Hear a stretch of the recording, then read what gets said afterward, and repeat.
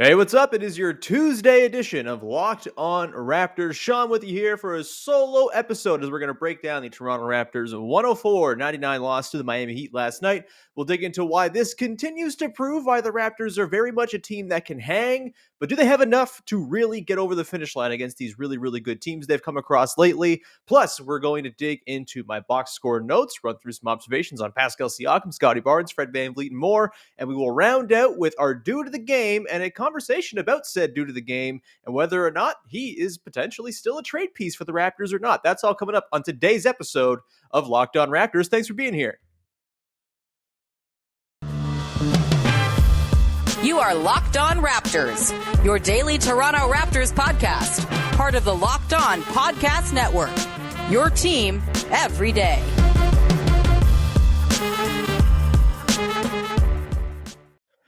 Hey, what's going on? Welcome to episode number 1099 of Locked On Raptors for Tuesday, January the 18th. I'm your host, Sean Woodley of RaptorsHQ.com. You can find me on Twitter as always at WoodleySean, and you can find the show for free on all your favorite podcast apps and platforms. You can subscribe, follow, rate, review, all that good stuff. It's very much appreciated when you support the show, and it's free and available on YouTube as well. So just go hit that big red subscribe button and join the over 15 or nearly 1,500 happy and satisfied subscribers who have subscribed to the page so far. And as always, big thank you for making us your first listen of the day. All right, on today's show, Raptors fall to the Miami Heat 104-99 last night in a game that set me on edge in a way a game in January shouldn't set one on edge. The Raptors and Heat, we know they play nasty sort of slugfest games every time they come across one another. It's what I imagine playing the Miami Heat, that is what I imagine other teams feel when they play the Toronto Raptors. It's just stressful. There's no space. There's arms everywhere. It's just a disgusting, grimy brand of basketball. And I frankly love it. That said, I could do without watching this matchup two more times in the next 2 weeks, which is what's going to be on tap. It's very stressful. I don't want any part of this in a playoff series. Just too much on the nerves for the times that we live in, I think. But either way, a really, really fantastic game, super entertaining, and a lot of very encouraging signs for your Toronto Raptors once again. And I guess, we can kind of dive into the big takeaway here. Before we, get into that, just to tease on what else we got coming up in the show. We are going to talk about my box score notes, kind of run through Pascal Siakam, maybe his best defensive game ever. We're going to dig into that. We'll talk about Scotty Barnes kind of returning to form a little bit. We have the due to the game to close things out as well. Spoiler alert, it's Chris Boucher again. He was incredible, but let's bring it back to sort of the big overarching takeaway for this game. And I think really this game is just another data point that proves that this Raptors team can very much hang with the best teams in the Eastern Conference. Their top three are good enough to put them in the conversation with any of these teams on any given night. Playoffs, probably a different story, but in the regular season, certainly the Raptors are going to be able to pick up some wins against these teams. They did, of course, against the Bucks on Saturday, but it really does feel like they're going to need a little bit more or a little bit of a sort of different approach potentially to the way they use their roster that they have in house. They're going to need that if they're going to do more than just hang against the league's heavy hitters. They're going to need either some bench contributions from guys who are not currently in Nick Nurse's favor, or they're going to need some sort of outside help. And I don't know where it comes from. It's a difficult thing. We're going to dig into the complexities of the trade market for the Raptors and the fact that their most sort of premium asset right now is playing maybe too well to trade. We'll get to that later, but it does feel like the Raptors are going to have to do something here. And it's really difficult because I'm trying to sort of find the line between concern about the minutes being played and the lack of depth and the fact that they're just bringing in bigs after bigs after bigs off the bench. And that's nice, but there's no creation being inserted. There's very little shooting being inserted in these second units. I'm trying to balance that concern with also the sheer optimism and glee that comes from the fact that the Raptors beat the Bucks with essentially 7 players on Saturday and then nearly beat the Heat with 6 players last night. Justin Champagnie played a bit in the first half. He picked up an injury to his hand. He didn't finish out the game, and they went with their starters plus Chris Boucher as the closing unit for this team in the last 24 minutes of the game. There was nobody else. It was just those 6 guys. The minutes these guys are playing is very burdensome. You can't not be concerned. This takes us back to, sort of the days of Kyle Lowry playing 39 minutes a game under Dwayne Casey, and the concern that always crept in there. He was an older player, I guess, at the time, and maybe it was more of a concern because he'd had some injury history or whatever. But you're just overextending Pascal Siakam, Fred VanVleet, OG Anunoby, even Scotty Barnes. Like, he just came back from a knee injury and played, what was it, last night? He played 39 minutes. Like, it's a lot on all of these guys, and they just need something from somewhere else in order to help kind of stabilize things and make it so it's not like an uphill battle every time you're in one of these games. You go down by 5 points, it feels like an insurmountable leap to make because you've expended all the energy to get to that point and get to crunch time. And so it's a really troublesome trend that they're playing these guys such heavy minutes. And we also saw last night that there is a very clear there's a very large, small margin for error for this team, right? You get OG Anunoby into foul trouble, you miss him for a large stretch of the game, and you're just lacking an extra shooter when you don't really have any shooters right now. They have 3 shooters on this team right now who are above league average or thereabouts. Like, Pascal is kind of flirting with it, but it is Fred VanVleet, Gary Trent Jr., OG Anunoby. Trent didn't play. OG was out for large stretches the last night. There's just not space at all. And as much as I love future basketball and positionless basketball, the rules of present day basketball still apply. And the way teams defend, the way every defense is sort of orchestrated right now, it's to, rely on limiting the 3-point ball. And if you don't have to worry about that with the Raptors because they have no real threats, they can really collapse down and make things super difficult. And guys like Fred VanVleet and Pascal and OG, and it's a lot right now. I thought last night would have been a night to try one of Yuta or Svi. Those guys have been in the doghouse lately, of course. Svi has been pretty inconsistent all season long. He's kind of been one of Nick Nurse's guys up until just the last week or so. And I'm surprised to see he's kind of fallen completely out of favor, just not because he's not deserving of it, because he hasn't played very well at all, but he does feel like a Nick Nurse type. Nurse has talked about wanting that sort of Gary Trent Jr.-like player in the second unit, and he's just not been able to provide that. But that spacing that he does theoretically offer as a very, very league average ho-hum shooter for his entire career, really, that is still valuable in comparison to Precious Achiuwa not having any space or whatever that is. I thought Svi might get in, and I thought Yuta for sure should have got some run last night in the second half. I mean, it's weird what's gone on with Yuta here, because he does feel to me like the most likely candidate among the Raptors second unit guys to potentially pop and fill in that back part of the rotation. So you're not just relying on your rotation of bigs to come off the bench. You got a wing in there who can shoot, who can make a little bit of a play off the bounce, who is obviously an incredible, super aware, highly intelligent defender. Yuta seems to fit the vision here, and a couple of bad shooting games out of the gate. And look, it's not just bad shooting. He had some defensive breakdowns in that Bucks game that got him benched after 5 minutes. They were down 16-2. There were reasons for that, and Yuta was part of it. But he's such a good overall solid baseline of a player. If you get a night from him last night where he hits 2 threes or hits 3 threes on 6 attempts, you probably win that game. That was the sort of margin in this game. It was right on the edge, and I think Yuta could have been the type of guy to really blow that open. And I hope he gets back in. He's talked about, he's returning from COVID, and, Scotty Barnes talked about this earlier this week as well, the difficulty of coming back from COVID and the sort of, ramp up time that it takes. Obviously, some guys didn't need that. Pascal Siakam was awesome right from the jump. Fred VanVleet, awesome right from the jump when coming back, but not everybody's the same. Not everybody suffers through COVID the exact same. And I think you're seeing here, it's been a struggle for Yuta to come back, but he needs a little bit more leash here, I think, if he's ever going to get back on track to where he was before he went out, where he was really excellent and had pretty much established himself as the 7th or 8th man that you trust in the rotation. So Yuta's got to be, I think, part of the solution here to help sort of close down that margin for error, give the Raptors just another guy off the bench they can trust. Whether the rest of it comes from Malachi Flynn or who else, I don't know. But man, they need something else. And maybe it comes via trade. Maybe it comes via, you go and rebalance the roster with a deal of Chris Boucher or something like that. But that becomes really difficult because Boucher is playing his ass off right now. And it's not an easy thing. I do not envy the position the Raptors front office is in right now because it's not super ideal. They don't have a ton to trade right now. They don't have a ton they want to trade, I should say. I don't think they are in the business of wanting to give up a ton of future first round picks right now for some sort of modest win now deal. they're going to want to do something that keeps the vision for the future together and ties it all in and is part of the guys who can grow with the team, or at least be a supplemental part to help augment the team and help, let the team sort of develop at its own pace and do so with a more sort of effective supporting cast around it.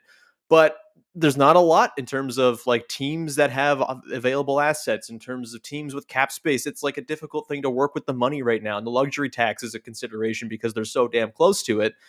It's really difficult, but at the same time, I think that you kind of owe the Siakam, Van Vliet, Anunoby trio at least some sort of vote of confidence with a move to help on the margins, because those guys are playing out of their minds right now. You don't get prime seasons every single year from guys like this. Doesn't last forever. And yes, they're not going to go win a title this season, but you'd like to maximize it as much as you can. Get a deep playoff run if it's even like remotely possible.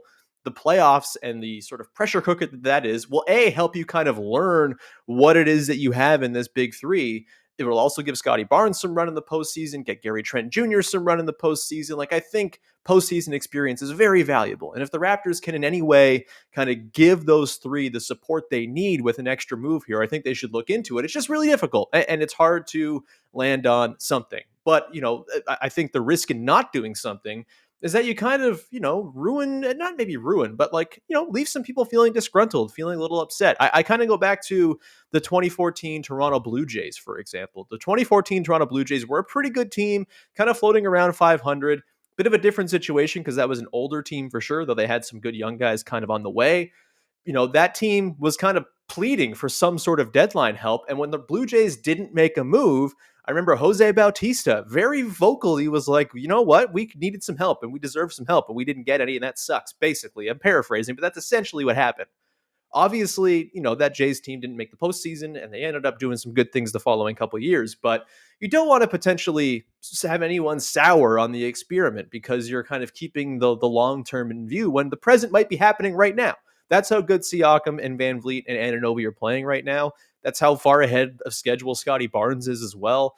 It's a difficult thing. I do not envy the Raptors' position, but again, I think they've got to do something, whether it's find some second unit help or find some sort of trade to help augment these three guys, because if they don't, they're going to have a lot of results like they did against the Heat last night, and those will outnumber the games against the Bucks where they actually pull out wins against these elite teams. We're going to dig into a little bit more coming up in just a second. I'm going to dig into my box score notes from the Raptors game against the Heat last night and some thoughts on Pascal Siakam, Scotty Barnes, Fred Van Vliet, Precious Achiuwa, and a whole bunch more. That's coming up in just 1 second here. But first, I want to tell you about our pals over at Prize Picks. Prize Picks has the best NBA DFS prop game on the market, and you have to check them out. They have exclusive offers available right now to Locked On fans. Use the code NBA to get $50 for free to start with Prize Picks. Prize Picks offers more NBA props than any other DFS prop operator and offers all of the superstar players as well as bench players, only recording a handful of minutes each game. So yeah, put some money on, Justin Champagnie potentially getting over whatever his rebounding total is, because he'll surely do that the next time he plays. The man's a rebound magnet. Prize Picks offers any prop you can think of, from points, assists, rebounds, threes made, etc. You pick 2 to 5 players and an over/under on their projections, and you can win it 10 times on any entry. And it's just you versus the projected numbers. There's no shadow expert behind some computer setting a lineup that you have no idea what you're competing with. It's just the projections. It's you versus them. That is the way it should be. Prize Picks also allows mixed sport entries, so you can put some money down and make a bet on, Joel Embiid, for example, in addition to, I don't know, someone in hockey, Sidney Crosby, Connor McDavid, whatever you want.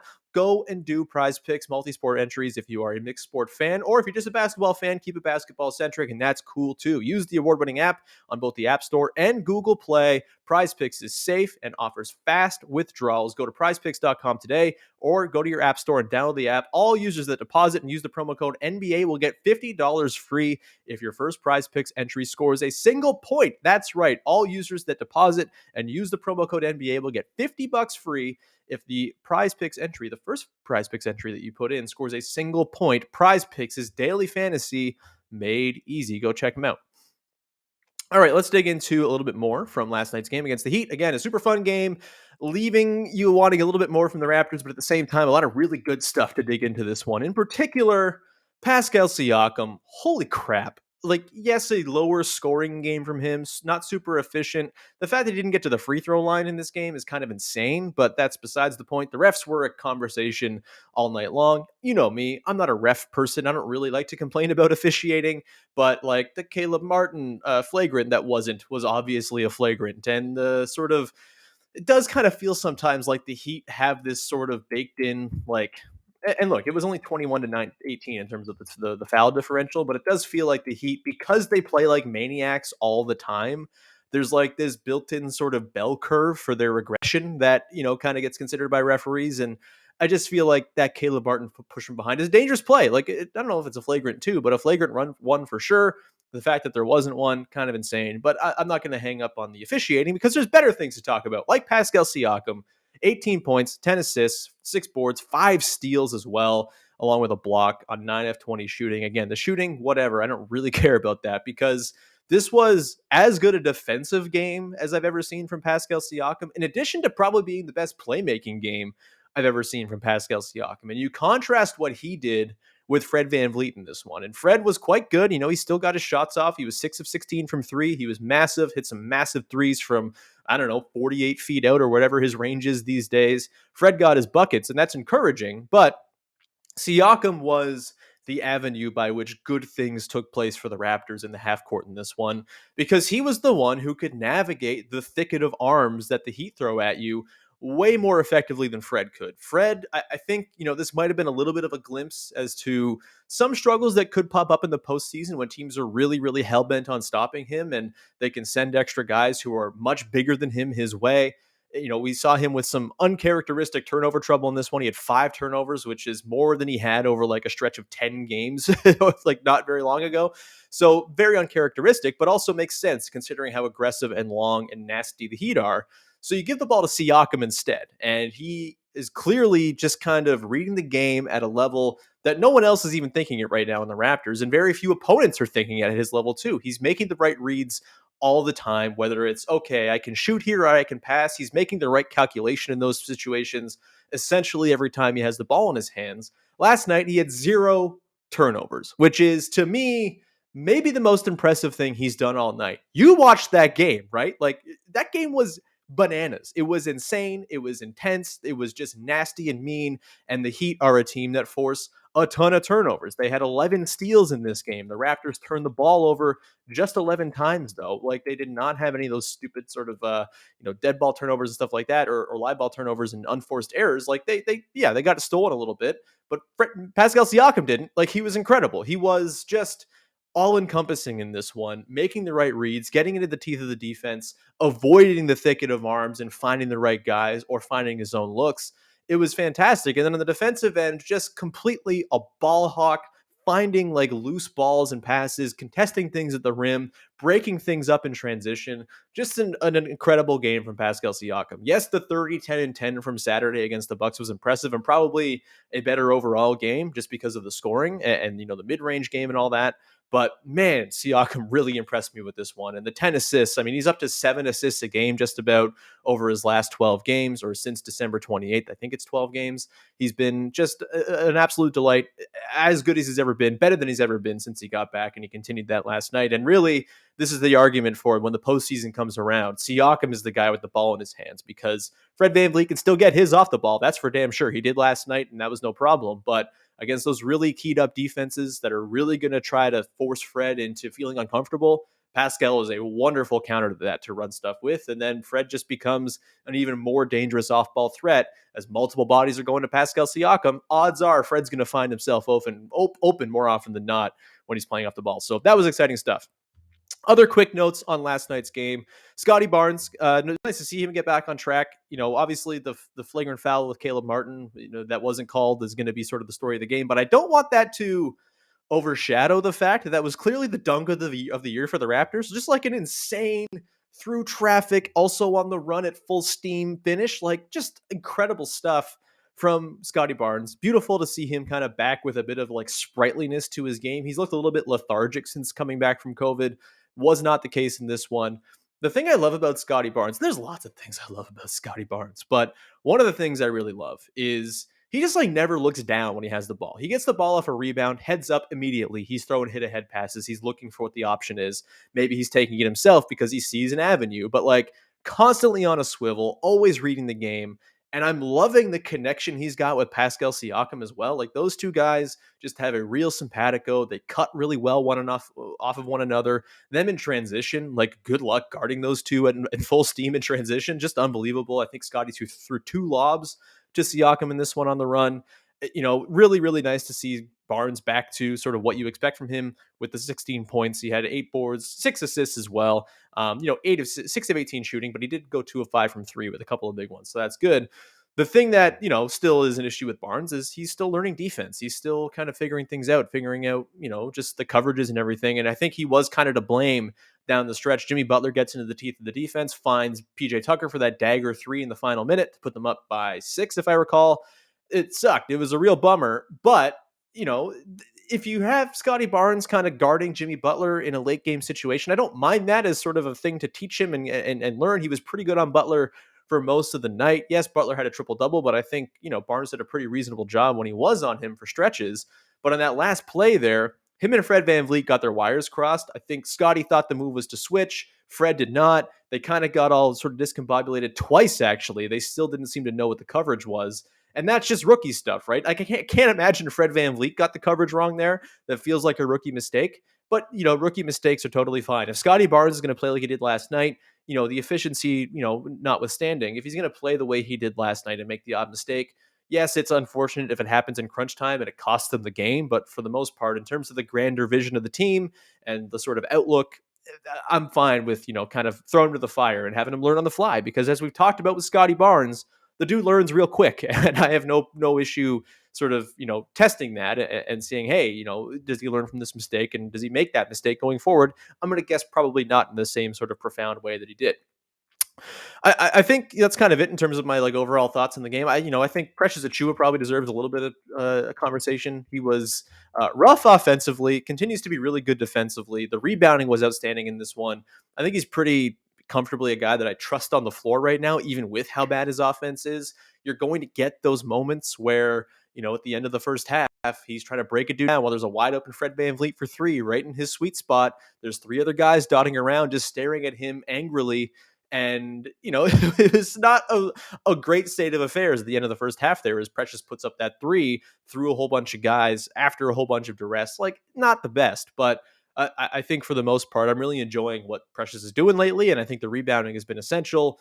And I'm just the odd flashes you get where he does do something reasonably effective on offense. Like he had that one ISO post up that he scored on late in the game that, I'm doing no, oh yes for, but like, to see those little moments within a game, that gives you a lot of hope as to what he could be down the line as he sort of refines that decision making and maybe gets a little bit less tunnel vision-y on offense. But those are kind of my thoughts on the game as a whole, and we will get into the final part of the show, which is the dude of the game, of course, to close out the show. The segment everybody's talking about, we will hand that out and talk about the future of said dude of the game in just 1 second here. But first, want to tell you about our friends over at betonline.ag who would like to wish you a happy new betting year as we continue the march towards the playoffs and beyond. BetOnline remains the number one spot for all the sports wagering action for 2022.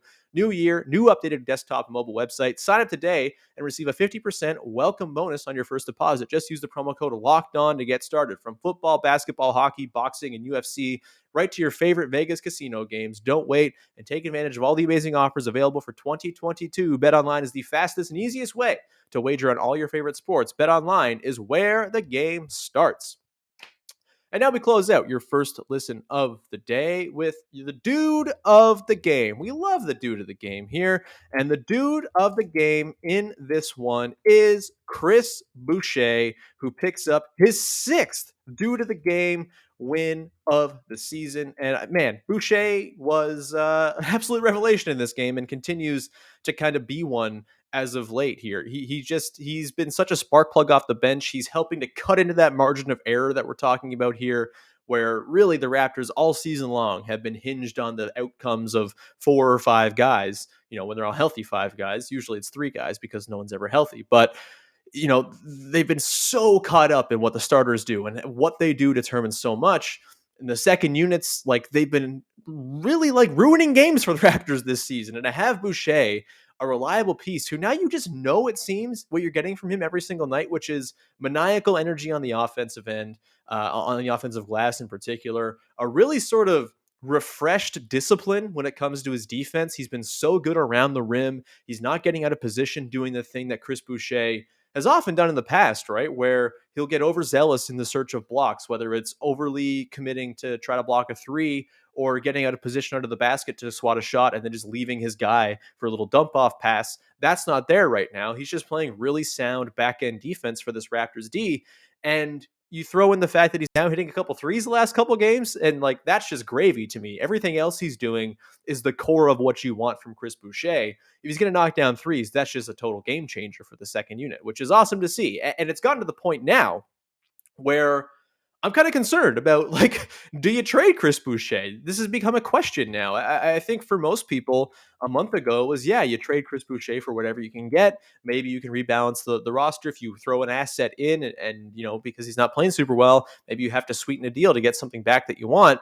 Now, Chris Boucher is their best preserve. I don't know how you can go and trade him right now unless you're absolutely upgrading the roster with a rebalancing trade of some kind to get a shooter in the door to help space things out. You know, you give a little bit more leeway to Precious Achua, and you know Justin Champagnie gets some more run if Boucher's not around.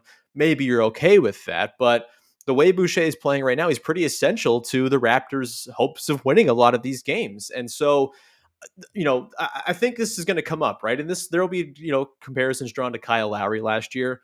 There should not be comparisons drawn between Chris Boucher and Kyle Lowry. Entirely different situations. But I think the sort of idea that you got to get something for someone who's on the way out the door. Yes, the Raptors have had a lot of guys over the years leave for nothing. Marc Gasol, Serge Ibaka. In hindsight, those guys leaving for nothing ultimately probably didn't change that much because they were not really themselves the years after they left. We can probably stop litigating that one. But when it comes to, Kyle Lowry, they got just Precious Achua. Maybe they could have gotten more. Maybe they could have gotten, something at the deadline from the Sixers or the Lakers or whoever. We don't really know what was on the table there. But that was the conversation last season was you can't let Kyle Lowry go for nothing. I have always been of the mind that it's not just as black and white as you got to deal a guy to get a pick if he's going to be a free agent. You got to deal a guy just to deal him because he's going to be a free agent and not be around. I guess the Raptors could, in theory, pay Chris Boucher to stick around. I don't know if he's played himself into some sort of insane, exorbitant contract. Maybe you can get him to a similar number that he's on right now going forward for a couple more years, and you're happy with that. But I also think there's something to be said for just riding it out this season with Boucher in the interest of giving this roster its best shot to have a competitive finish to the season, right? I think at some point I would have said, yeah, Boucher for a pick, that's fine. You restore the coffers a little bit. You're pretty loaded in the front court anyway. You're probably fine. I don't think that's the case anymore because I don't think you can afford to just move on from Boucher, not fill in that spot with something. And so if it's just a deal to get a pick, to get something before he walks for nothing, I don't think you do that. I think that sends the wrong message to the front to the team. That's the kind of message like that thing I was talking about with the 2014 Blue Jays. That is sort of a vote of non-confidence, even if it's not one, even if the front office is very clearly happy with those three guys. You got to understand how those guys would take that. And I can't imagine a Fred VanVleet or a Pascal Siakam or an OG Anunoby who are finally getting some help in the form of one bench guy doing something, which they haven't had all season long. Imagine the response from those three guys who have won championships to the Raptors flipping him for a pick just because they don't want to lose him for nothing at season's end. I don't think Chris Boucher is going to snag you an asset good enough to make that worth it. And so I think right now, if you're going to move Boucher, it absolutely has to be in a deal for someone who rebalances the roster and helps sort of augment this whole thing and make the whole picture look a little bit better, a little bit less janky, a little bit less just disjointed, at least in terms of, offering some shooting and just like reliable spacing that they just don't have right now. It's got to be that. Otherwise, you keep Boucher, I think, and try to find another avenue to improve, or you just accept that you're probably not going to get something out there that's going to tangibly improve, and then you just ride with what you've got. And I think this team, even with what it has, can make a pretty decent run at the 6 seed, maybe the 5 seed if things get crazy and teams, get hit by COVID or whatever it might be. Like that could be on the table still for the Raptors here.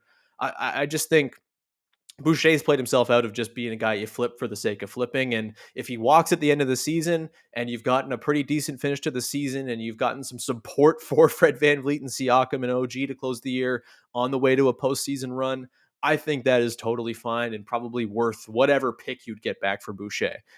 As far as other deals that work, flipping him for someone who can help the team in a different spot, change up the positional balance, we can dig into future episodes into potential matches there, but it's tricky to find because not a lot of guys make $7 million and are super effective and super useful. That's kind of like a very low salary these days in the NBA, and you're probably going to have to sort of aim a little bit higher if you want someone who's going to tangibly improve the areas that the Raptors desperately need improving.